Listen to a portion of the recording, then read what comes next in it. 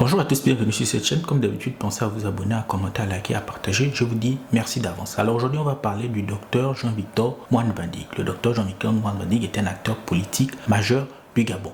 Pour lui, la libération du Gabon s'exprime par deux éléments.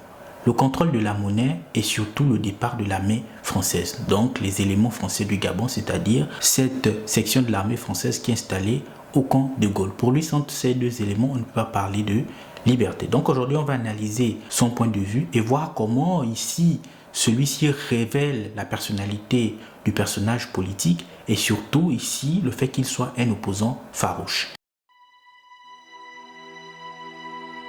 Alors, qui est le docteur Jean-Victor Mouane-Badig? Le docteur Jean-Victor Mouane-Badig est un acteur politique important du Gabon, même s'il n'a jamais occupé une fonction politique particulière. Il est notamment à la tête du parti intitulé MESP, donc le mouvement d'émancipation socialiste du peuple. Lui-même, il s'est décrit comme un opposant historique. Voici d'ailleurs ce qu'il dit à ce sujet.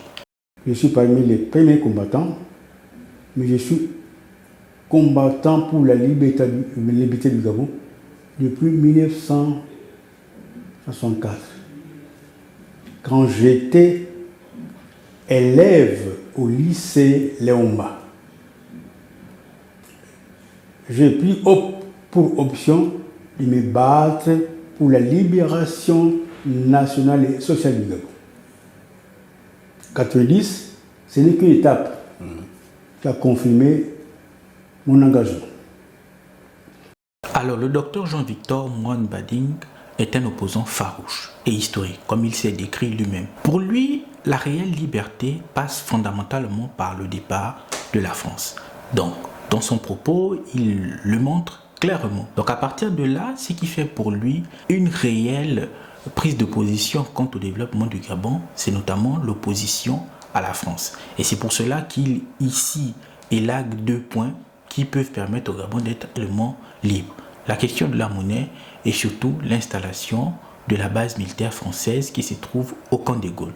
Donc ce sont ces deux éléments-là qu'on va analyser pour voir comment ici ça articule sa vision du monde.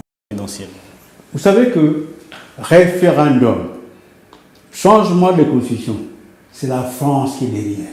C'est pas moi qui le dis. Qui le dit? Le président du Tchad, le général, qui a été tué, qui a dit c'est la France qui impose le changement de constitution.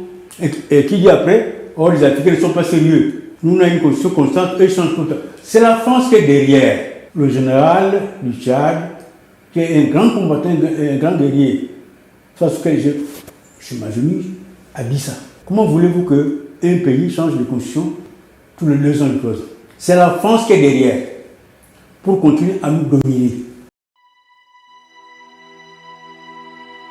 Alors, l'analyse du docteur Jean-Victor Mouane-Badig est extrêmement pertinente. Il a raison sur toute la ligne. Le premier point que je vais aborder, c'est notamment celui de la monnaie. Effectivement, un pays qui ne contrôle pas sa monnaie, pour le cas de figure le franc CFA, ne peut pas aspirer ici à une réelle liberté. Parce qu'il y a un décalage déjà entre la valeur du franc CFA et la valeur de l'euro. Lorsqu'on a des euros, on a un pouvoir d'achat plus puissant que lorsqu'on a du franc CFA. Sur ce point, le docteur Jean-Victor Mouane-Badig, il a raison. Effectivement, la puissance financière permet d'avoir une liberté dans le contrôle des ressources. Donc sur ce point, le docteur Jean-Victor Mouane-Badig, il a raison.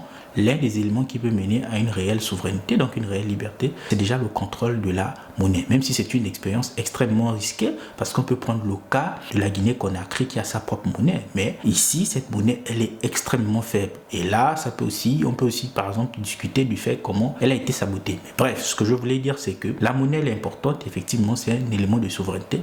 Mais sauf que la mettre en place ici met en évidence certains risques. L'autre élément, c'est celui de la base militaire française. Là encore, son analyse, elle est extrêmement pertinente. Lorsque on a une armée étrangère sur notre territoire, cela ici met en avant un risque. Un risque pourquoi? Parce que si jamais un jour on rentrait en confrontation avec la France, on serait d'un point de vue stratégique et tactique déjà pris au piège parce que l'armée, elle est installée sur notre territoire. D'ailleurs, elle forme même les militaires gabonais. À partir de ce moment, On n'est pas souverain. Dès qu'une armée nous forme nos militaires ou dès qu'une armée est installée en permanence sur nos territoires, on est quelque part à découvert. À découvert, pourquoi? Parce que cette armée connaît nos tactiques, cette armée connaît nos stratégies, cette armée connaît même nos territoires dans la mesure où elle entraîne des soldats dans nos forêts. À partir de ce moment, je suis d'accord avec le docteur Jean-Victor Moine Badi. Pour finalement avancer vers une réelle liberté, il faudrait que l'on se pose sur ces deux éléments. La monnaie et surtout la présence de la base militaire française. Après, on peut se demander, est-ce qu'en l'état actuel des choses, c'est quelque chose